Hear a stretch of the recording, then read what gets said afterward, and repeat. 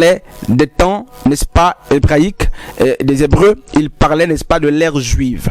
Il parlait, n'est-ce pas, de leur siècle. Il faut rappeler que quand vous lisez Joël chapitre 2, à partir du verset 28, Joël le prophète va dire: dans les derniers temps, vos fils et vos filles prophétiseront et vos jeunes gens auront des visions. Alors, je vous pose une question avant de terminer, homme de Dieu, homme frère. C'est de quel temps qu'il parlait? Mais je vais répondre. Actes chapitre 2, 16 à 17 dit que les derniers temps dont il parlait se sont déjà accomplis. Donc tous les apôtres de Christ étaient dans les derniers temps. Jésus même est venu dans la période des derniers temps. Et donc quand vous lisez Actes chapitre 2 à partir du verset 16, Pierre va dire: c'est ici ce que disait le prophète et le prophète Joël. N'est-ce pas? Donc tous les apôtres étaient déjà dans les derniers temps. Les derniers temps que vous prêchez aux gens, on ne sait pas de quoi il s'agit. Parce que les derniers temps sont passés, il s'agissait, n'est-ce pas, de l'ère juive, de leur siècle. Il s'agissait de leur temps. Le temps juif est passé. Et donc quand les prédicateurs se lèvent en train de transpirer, n'est-ce pas, en train de séduire beaucoup avec une promesse du ciel, hein, lorsque les pandémies arrivent, ils font croire aux gens que c'est Matthieu 24 qui s'accomplit. Vous êtes dans l'illusion et dans l'erreur. Matthieu 24 s'est déjà accompli. Il parlait des temps juifs de Aion et non du cosmos, encore moins de oikoméné. Le problème, c'est que beaucoup ne lisent pas. Permettez que je termine par là. Chers frères et sœurs, que Dieu nous bénisse. Et nous nous retrouvons, n'est-ce pas, prochainement, et que Dieu, n'est-ce pas, nous fasse grâce. Le retour de Christ est donc, n'est-ce pas, une œuvre accomplie. Le retour de Christ dont il parle dans Matthieu 24, dans Luc 17, dans Luc 21. Et il n'y a que ceux qui sont en cours d'argumentation, ceux qui manquent d'inspiration aujourd'hui, qui sont capables de prendre Matthieu 24 comme étant, n'est-ce pas, un livre qui présente l'eschatologie. C'est justement ça, mais c'était l'eschatologie juive. Et Matthieu 24 est un livre dont toutes les prophéties se sont accomplies. Il est comme Apocalypse, parce que l'Apocalypse également rejoignait les prophéties de Christ.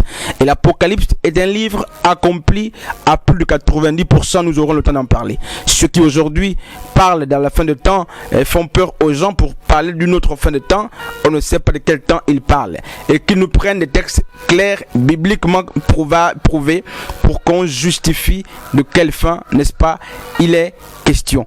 Le retour de Christ est une prophétie bel et bien accomplie, conforme aux Écritures, et nous ne sommes pas, n'est-ce pas, dans les langues futuristes. Nous savons que le Maître ne ment pas. Matthieu 10, je vais terminer. Matthieu 10, 23, Jésus a dit: vous n'aurez pas fini de parcourir les villes de Jérusalem, d'Israël, que je serai de retour.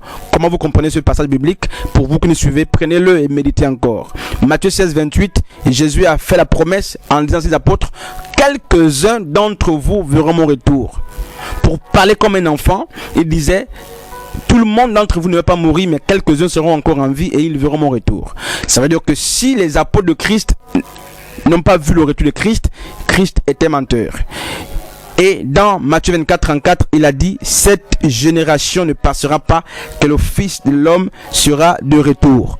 Or, une génération, n'est-ce pas, c'est 40 ans chez les Hébreux. Le Maître a accompli bel et bien ce dont il parlait. Le problème, c'est que nous sommes restés avec des philosophies, des théologiens qu'on n'a jamais compris.